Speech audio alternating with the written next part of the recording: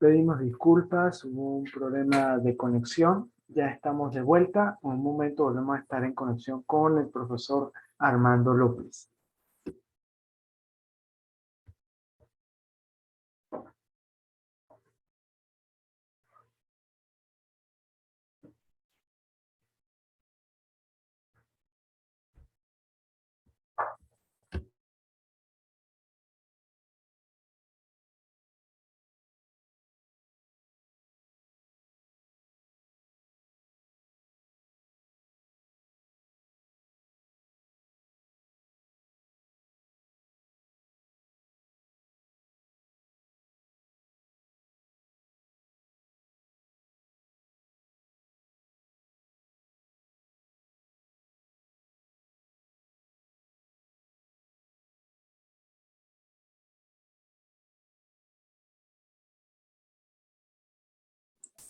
¿Me escucha?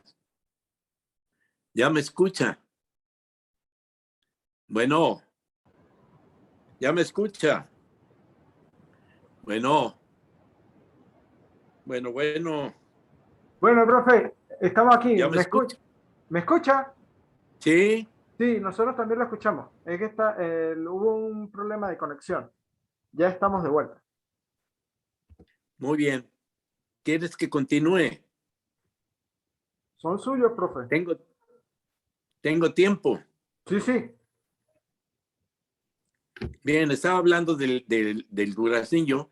Deshidratado se puede conservar por 2 años o más deshidratado y conserva su sabor.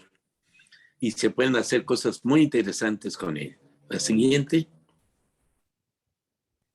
Este hongo es medicinal, le llaman cabeza de negro y tiene propiedades antitumorales. ¿Y saben qué es lo más importante? Que se puede consumir como té, porque el principio activo es soluble en agua. En Estados Unidos ya hacen píldoras y pastillas de este hongo. Y ya se puede cultivar, por cierto.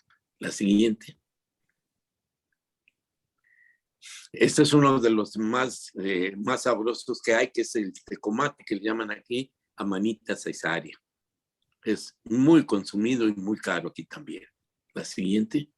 De este tenemos acceso en el estado Mérida, en la zona de SEA. Para quienes ¿Ah, estén sí? interesados. Sí, aquí en Mérida, en Venezuela, se le ha visto y hay cultura de consumo. Ah, muy bien. Adelante. Aquí Uh-huh. hay otro par, la Amanita rubensens y la Hygroforopsis aurantiaca.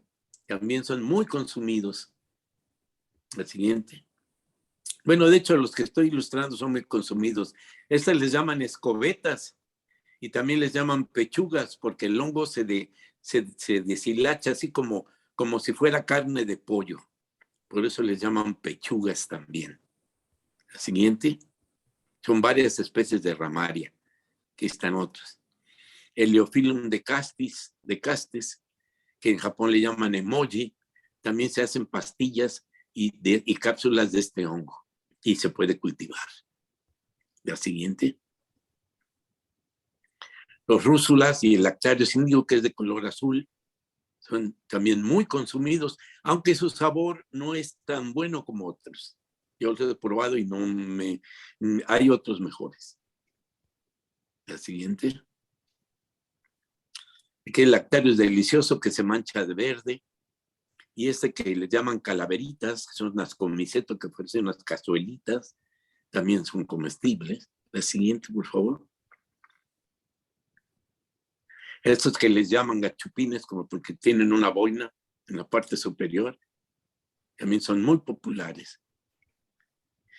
Allá en la Ciudad de México bajan de las montañas cerros y cerros de esos hongos anteriores. El Hostilagomaides, que es el huitlacoche de aquí de México, que se consume mucho ya en Europa, ya se exporta a Europa y se enlata también. Y este hongo no se podía cultivar hasta hace poco, que el doctor Daniel Martínez, exalumno mío, ya lo cultiva. Y ya incluso hay una patente de parte del Colegio de Postgraduados de su institución, ya tiene una patente de la producción de este hongo, que es muy, muy apreciado en México. La siguiente, por favor. Este hongo es el más caro que hay aquí en México. Es el famoso Matsutake. Aunque no es Matsutake, es un pariente del Matsutake, es muy parecido. Este es Tricoloma magnivelare y el Matsutake es Tricoloma matsutake. Este hongo llega a costar $600 el kilo en Japón. Y aquí vienen y lo compran los japoneses y se lo llevan al extranjero y se los compran a 50, 80 pesos el kilo. Y por allá les sacan muchísimo dinero. En los botoncitos de este hongo, un botoncito llega a costar $100 en Japón. La siguiente. Las morquelas que le llaman morillas, que también está a 7,000 pesos el kilo deshidratado aquí en México. También ya se cultivan, aunque todavía salen chiquititos, salen pequeños, pero ya hay un contrato de una universidad no me recuerdo, hay una universidad que ya hizo un contrato con Domino's Pizza para producirle morquela, para hacer pizzas con morquela, con morillas en Estados Unidos, morels en Estados Unidos. Se vuelven locos por este hongo. Y yo no sabía por qué, yo nunca lo había probado. Es excelente, vaya, se podría volver adicto al sabor de este hongo. Es excelente. Y ya se empieza a cultivar. Bueno, de hecho ya hay una patente en los Estados Unidos para el cultivo de este hongo. Este Gyromitra esculenta que está aquí abajo a la derecha, hay que tener un poco de cuidado porque hay algunos reportes de cierta toxicidad para algunas personas. Sin embargo, aquí no se ha reportado nada. Y las hongueras, yo les digo a las hongueras que venden los hongos, oiga, pero tengan cuidado con este hongo porque hay gente que es muy susceptible. No, yo anoche me los comí, me hice unos tacos con este hongo, con manteca y sal. Y no, hombre, mire, aquí estoy, que no es que. Bueno, pues yo nomás les digo que tengan cuidado. La siguiente, por favor. Entonces, es obvio que los hongos es un recurso forestal no maderable y que deben formar parte del uso o explotación integral del bosque, porque su uso y su conservación permitirá el desarrollo regional, pero además conservar los bosques como un servicio medioambiental. La siguiente. Aquí podemos ver cómo el bosque de manera natural produce toneladas. Hace unos años del Matsutake, que está aquí a mi izquierda, de este hongo, que acá le llaman hongo blanco, se llevaron en una estación nada más 8 toneladas a Japón. Vamos para que vean la cantidad que se produce en los bosques bien conservados. La siguiente, por favor. Miren las canastas como las están llenas, repletas de hongo. Pero es importante mantener los bosques. Recordemos que los bosques son un reservorio genético de las especies también. Entonces, conservamos el bosque, conservamos los genes de los hongos, de los árboles, de todo lo que hay ahí. La siguiente, por favor. En este caso, nuestra montaña más cercana es el cofre de Perote, porque miren, la punta de la montaña tiene forma de una caja, como de un cofre. Entonces, de aquí bajan a Jalapa, que está como a unos 30, 40 kilómetros de distancia. La siguiente, por favor. Ahí, cuando estuve trabajando para esta compañía que compraba los hongos silvestres, con esta camioneta Renault,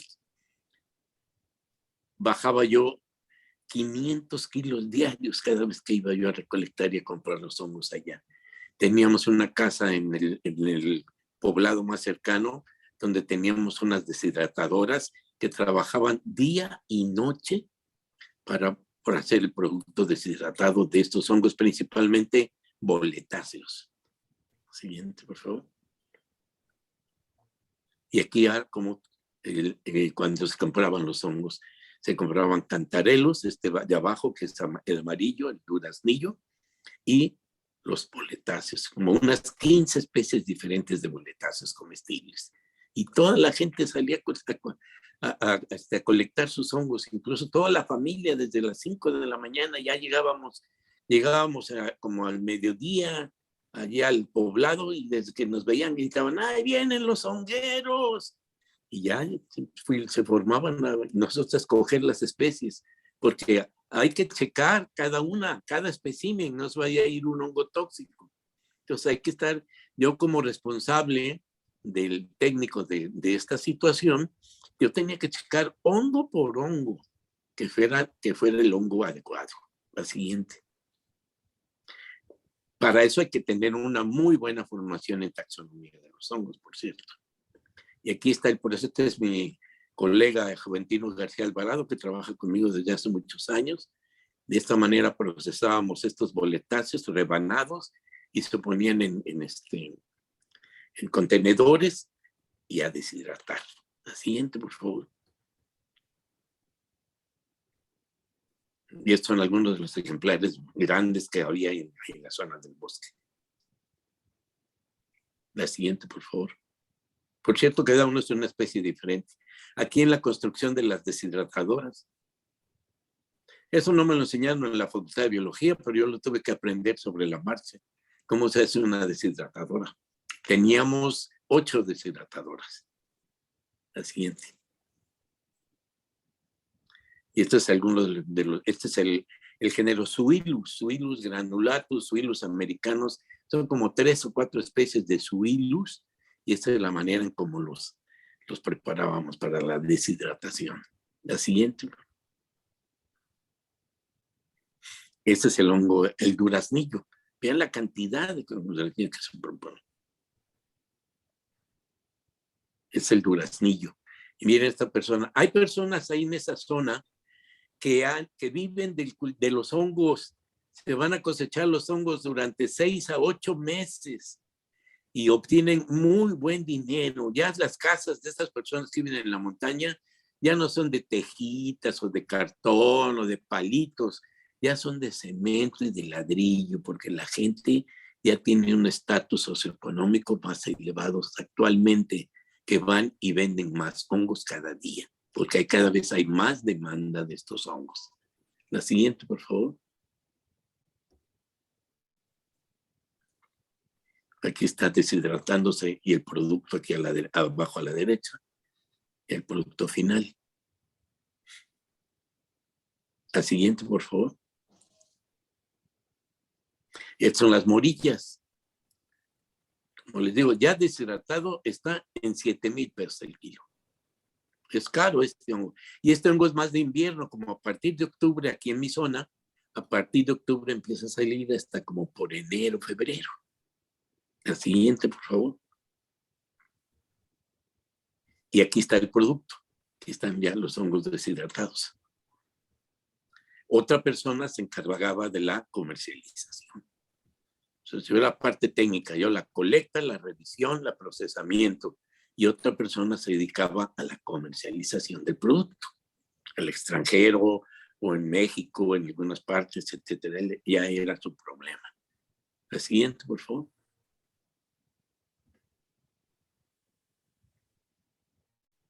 Este es el hongo blanco, el matsutake, que llega a costar $600 el kilo, y a veces más en Japón. En Japón, si tú quieres quedar bien con una amistad, le regalas un honguito de estos en una caja muy como si fuera una joya, y es un hongo de estos, y te lo aprecian. Vaya, es una manifestación de afecto muy profunda en Japón. Y este hongo, hacen una sopa de este hongo con rebanaditas así casi transparentes de una célula de grosor para que rinda, porque tiene un sabor excelente. Adelante. La siguiente, por favor. Estas son algunas estadísticas que podrán ver ahora que se publique la ponencia, podrán ver cómo es la producción natural. La siguiente, por favor. Ya pasando al cultivo, después de dominar la técnica, entonces empezamos no a cultivar nosotros, sino a asesorar a gente con iniciativa comercial para que produjeran sus propios hongos.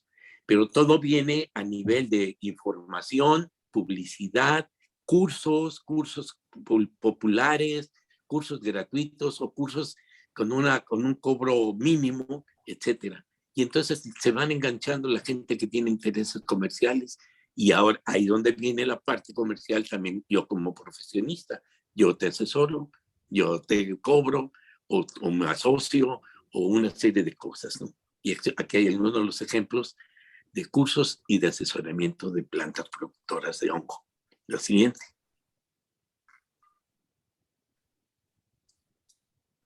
Esta es la que no se ve.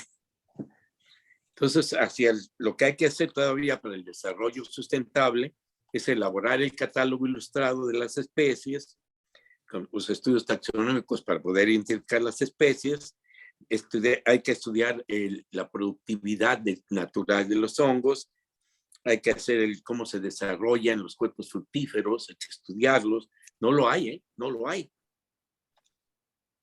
Y muchísimos, la cuestión legal también es importante. ¿Qué limitaciones hay en el aprovechamiento del bosque, en el aprovechamiento del hongo como parte del bosque? Tiene una sancionalidad legal, ¿eh? Las técnicas micológicas, las técnicas que seguimos en micología vienen de la botánica. Todavía no desarrollamos las técnicas micológicas. Es importante desarrollar las técnicas micológicas.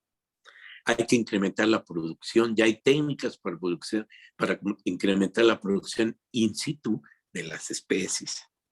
Proteger los lugares donde están los hongos comestibles. Experimentar con técnicas de inoculación en el campo. En general, hay que estudiar la biología de las especies que queramos explotar de los hongos o aprovechar, como dicen ahora.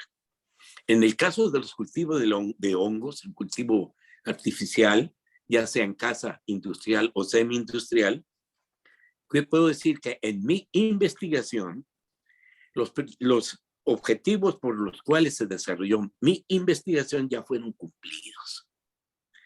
Ya se sancionaron. Ahora lo que se necesita es avanzar ahora hacia la comercialización, la producción en masa, hacia el desarrollo ingenieril del cultivo de hongos para poderlos aprovechar de manera más exhaustiva y que sea un negocio lucrativo en un momento dado para todos los involucrados. En mi experiencia, la iniciativa privada no encuentra confiables a los investigadores, lo que es un obstáculo para el desarrollo, porque los investigadores empiezan a hablar de ciencia, y que el estudio fulano, y que el pelito fuchutano, y que el compuesto químico eso tal. La iniciativa privada no quiere eso, la iniciativa privada quiere resultados, quiere ingeniería, quiere productos, y eso es lo que hace falta darles. No quieren vacas sagradas, un gran científico en una planta de hongos que no le va a producir. Necesitan un técnico que les produzca, que les haga el producto y que gane dinero, tanto el inversionista como el propio biólogo, agrónomo o químico, en un momento dado. Es muy importante salir de la inercia. Me da mucha tristeza que en muchos lugares donde se hace disque investigación de cultivos de hongos, se hace lo mismo, que solamente sirve para incrementar el currículum del investigador para que satisfaga su ego o el ego de su institución, para que tenga 800 trabajos publicados que no sirven para nada y que están haciendo lo mismo, o que están haciendo cosas que ya fueron estudiadas. Hace falta hacer mucho estudio bibliográfico para saber qué se ha hecho y qué se está haciendo en otros lugares, para saber qué es lo que puedo repetir o hacer mejor en mi institución. Es muy importante salir de la inercia, salir del estatus. En caso de México, el Consejo Nacional de Ciencia y Tecnología, que es el que sanciona la ciencia, le ha dado en la torre a los investigadores de México premiándolos por productos. Y entonces los investigadores mexicanos, los científicos mexicanos, hacen lo que sea para obtener puntitos, por obtener dinero del Consejo Nacional de Ciencia y Tecnología. Y entonces se vuelven expertos en todo y en nada. Y eso es en un estudio que yo hice sobre los congresos de cultivo de hongos. Resulta que hay trabajos de 8, 10, 12 investigadores. Que es lo que único están haciendo puntitos para el Consejo Nacional de Ciencia y Tecnología. Hay que romper con esa inercia. Hay que quitarnos el estatus y volvernos hombres de ciencia, como dijeron por ahí, como antes. Estoy a su disposición para preguntas. La siguiente, si quiere, creo que ya es la última. El futuro. Así. Bien. Se nota entonces que cambia del Pleurotus al shiitake y a otras variedades comestibles. Bueno, fíjese que estoy muy interesado en Ericium coraloides. Ericium coraloides ayuda a mitigar el Alzheimer. Ayuda a mejorar la memoria de las gentes de edad. Hace conexiones, nuevas conexiones neuronales, ya comprobado científicamente. Y es un hongo cultivable. De hecho, Daniel Martínez, acá en México, ya lo está cultivando. Para el público, esta es la variedad llamada melena de león, pero melena esta de es león. la coralaide. Sí, así es, y es importante decir que en Europa y en Estados Unidos ya hacen pastillas de cápsulas de este hongo. Y acá nosotros estamos durmiendo en nuestros laureles, haciendo trabajos y trabajos y trabajos que no sirven para nada. Es importante que sirvamos a la sociedad, como es el objetivo de la ciencia. No solamente es el conocimiento por el conocimiento, necesita tener su influencia social. Entonces es muy importante que si ya está el Ericium coraloides, que le estamos investigando lo que ya está investigado, produzcámoslo, investiguemos cómo producirlo a gran escala o casera o como sea, pero hay que producirlo. Muchas gracias. Doctor, ¿podría hablar ahondar un poco más en su experiencia con profesionales, con empresas privadas? Sí, cómo no. Es muy importante hacer notar que es un mundo diferente a la academia. A la iniciativa privada no le interesa que sepas mucho de ciencia. La iniciativa privada lo que le importa es que le des resultados, productos y dinero. Eso es lo que a ellos les interesa. Y entonces la manera de tratarlos y la manera de influenciar en ellos es muy diferente a lo que sucede en la academia. A la iniciativa privada no le importa si tienes 500 trabajos de investigación. Lo que le interesa es que le dice, biólogo, quiero tantas toneladas y usted produzcalas y ahí está el dinero. Y no le vais a decir, no, pues es que estamos investigando y bueno, en unos 10 años ya le voy a poder producir esto. No, pues no sirve, eso no sirve. Y es muy difícil porque la iniciativa privada cuida su dinero, no lo tira. Y nomás no le cumples los objetivos y hasta te demandan, ¿no? Entonces, es algo que no se enseña en la universidad, la relación comercial que vas a tener como profesionista. Lo tienes que aprender a punta de golpes. Bueno, ahora ya con nuestra experiencia ya aconsejamos a los jóvenes cómo le hagan, ¿no? Contesta esa su pregunta. Sí, gracias. Una duda. Sí. A su criterio propio, ¿cuál cree o cuál dice usted que es el hongo que tiene más exportación, lo que la gente más pide, tanto para uso medicinal como para uso gastronómico?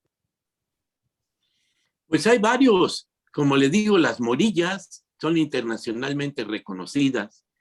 El Cantarellus cibarius, que le llaman internacionalmente Golden Chanterelle, es también muy popular a nivel internacional y comercial. El otro que le llaman porcini, en italiano significa puerquito, es un boletus edulis, también tiene un movimiento comercial muy importante en el mundo. Ahora, el pleurotus, que está aquí ilustrado en el cultivo, ese también tiene un movimiento muy fuerte. El shiitake tiene un movimiento fuertísimo en este momento a nivel internacional, como medicina, como alimento, etcétera. Yo diría que cada día hay más. Gracias. ¿Sí? Bien, ¿alguna otra pregunta al profesor Armando?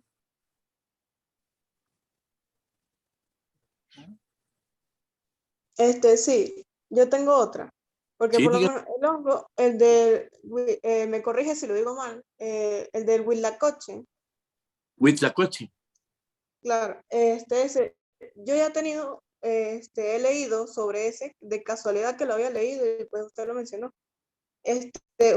Ese crece en los maizales, ¿cierto? Por donde está el Así maíz, es parásito había del maíz. visto yo. Es parásito del maíz. Así es. ¿Cómo se nutre ese hongo del maíz? ¿Qué le aporta? Oh, bueno, pues aporta vitaminas, aminoácidos, hormonas, etcétera. El hongo depende del maíz porque es exclusivamente parásito del maíz. Este que llamamos Huitlacoche es Ustilago maidis. Solamente crece en el maíz o parientes muy, muy cercanos. El problema de que como es un parásito, pues la Secretaría de Agricultura de México no daba permiso de hacer investigación sobre ella, sobre ese hongo, porque pues podía contaminar los maíces, que es el sustento básico de los mexicanos prácticamente. Entonces, a través del convencimiento y de investigaciones previas, ya hay el estudio que como que ha caído ahora hasta como en una patente de producción de parte del doctor Daniel Martínez Carrera. Ok, gracias por aclararme la duda. Sí, ¿verdad? Bien, ¿alguna otra pregunta? En el tiempo que nos acompaña el profe Armando desde México, de la zona de Veracruz, ¿se encuentra actualmente, profe? Así es, estoy en Jalapa, Veracruz en este momento. Aquí estamos para servirles. Preguntas, dudas, inquietudes. Si vemos este tipo de investigaciones acá en Venezuela, le hemos venido haciendo seguimiento desde aquel libro que sacó en el 74, que dio el boom en las universidades autónomas aquí en Venezuela con el cultivo del pleurotus, seguido del seguimiento de los puntos de cómo él socializó el cultivo con las comunidades. Aquí Noraida Gómez tiene una pregunta. Sí, Sí, dígame. levantó la Adelante. mano.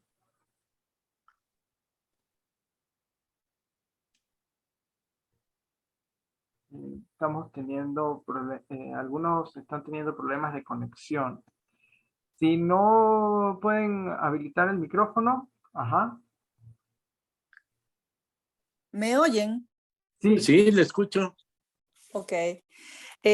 Profesor, mi inquietud es la siguiente. En el caso mexicano, por lo que usted nos comparte con nosotros, la cultura alimentaria de la población hace el hongo algo apetecible. ¿Conoce el caso de otros países, no sé si de América Latina, donde el consumo del hongo se esté constituyendo en parte de una nueva cultura alimentaria? Porque siento que en el caso de Venezuela, bueno, hay muchas dificultades para poder promocionar este tipo de alimentos. Además de que, bueno, usted conocerá mejor que yo que no tenemos ese tipo de cultura alimentaria.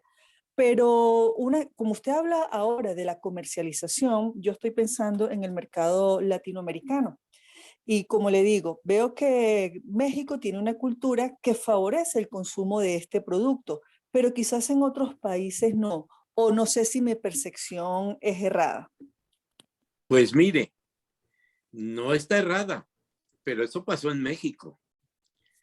Para que pudieran aceptar los hongos cultivados y los hongos en general en México, pasaron 30 años de mi investigación y de estar informando, libros, publicaciones, entrevistas, radio, televisión, conferencias, estudiantes, etcétera, etcétera. ¿Sabe por qué?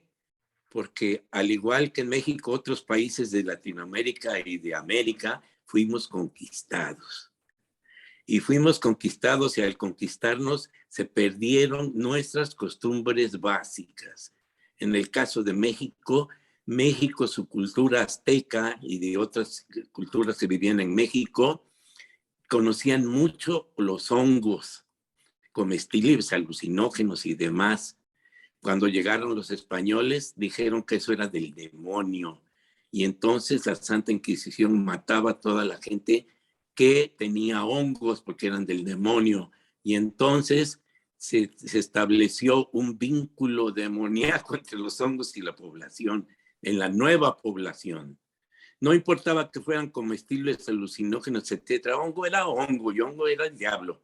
Así es que perdimos nuestra cultura y por eso tenemos que hacer mucha difusión y insistir mucho y dar confianza al público para que recupere una cultura, para que recupere su cultura anterior o una cultura nueva basada en el conocimiento científico, que debe tener confianza.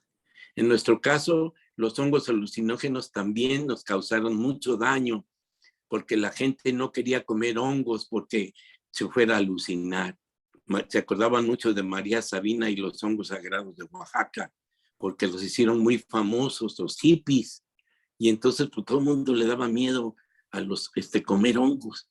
Pero afortunadamente eso ya ha cambiado, precisamente porque ya hay información científica y técnica y ya hay personas profesionales que apoyan esa información. Entonces es muy importante a nivel comercial la información, la promoción, todo, y va poco a poco, hay que irlo haciendo.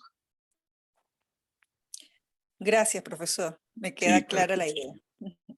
Bien, aquí al chat, el profesor Emiro Nava pide un derecho de palabra para una pregunta. Profesor. Adelante. Sí. Si tienes dificultad para activar el micrófono, puedes escribir al chat y se hace la lectura del comentario.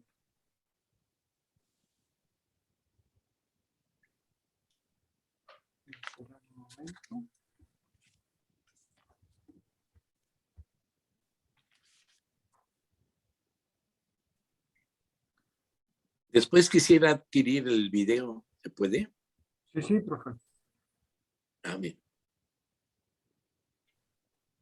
Profesor Nava, ¿nos escucha?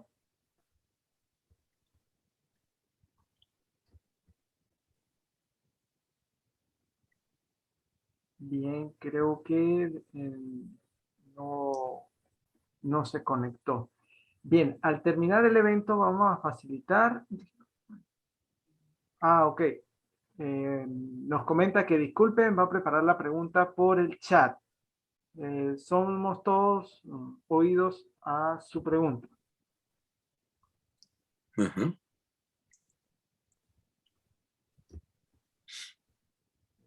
Pedimos disculpas por el problema de señal.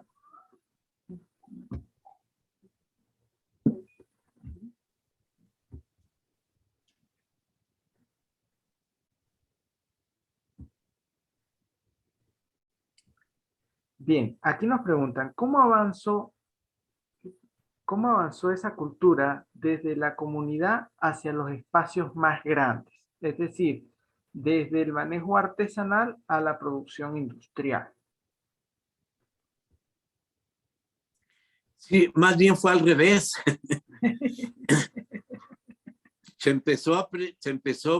Empezamos la investigación pensando en la industria y terminó a nivel popular y ahora vuelve a la industria.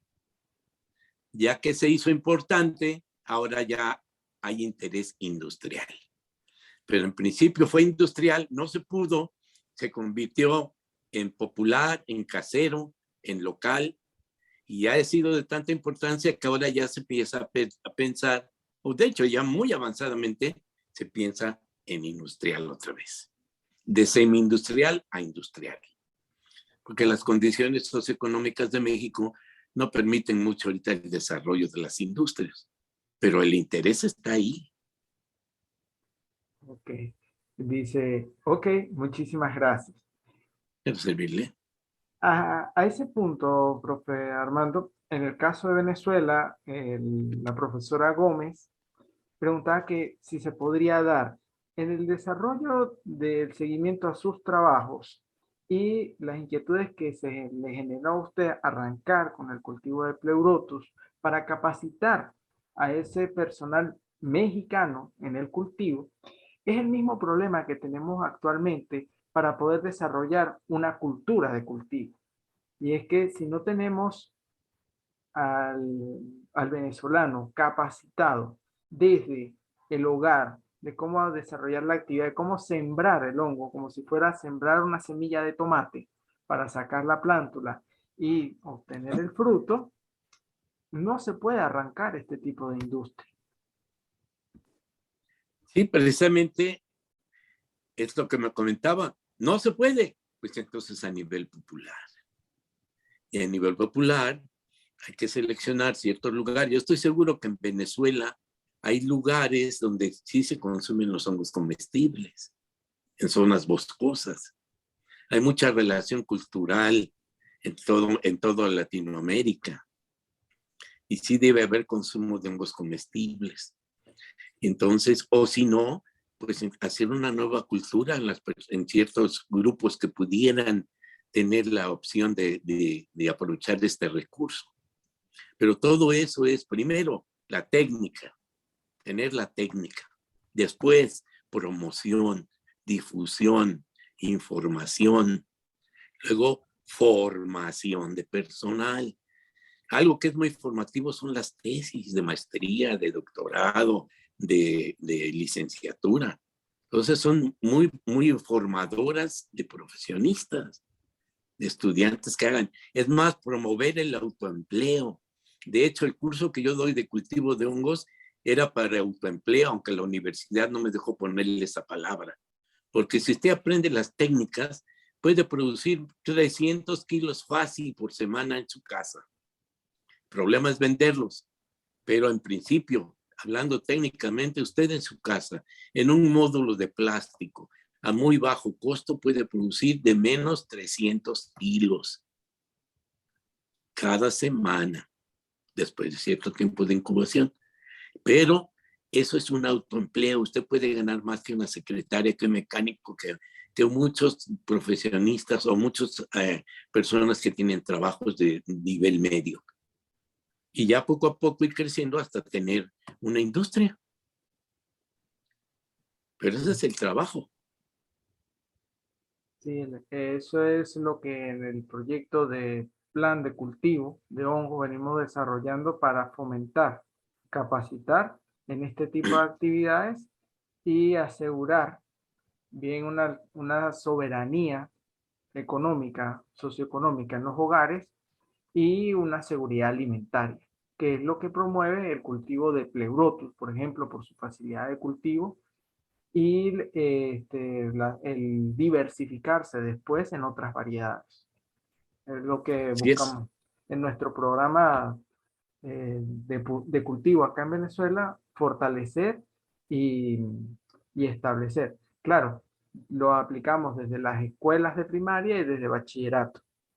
E inclusive tratarlo de sumar en los programas de planes de formación nacional y los programas de posgrado, siguiendo bien la receta que él nos dejó para Latinoamérica. Receta que no solamente sigue Venezuela, sigue Perú, sigue Ecuador, sigue Chile.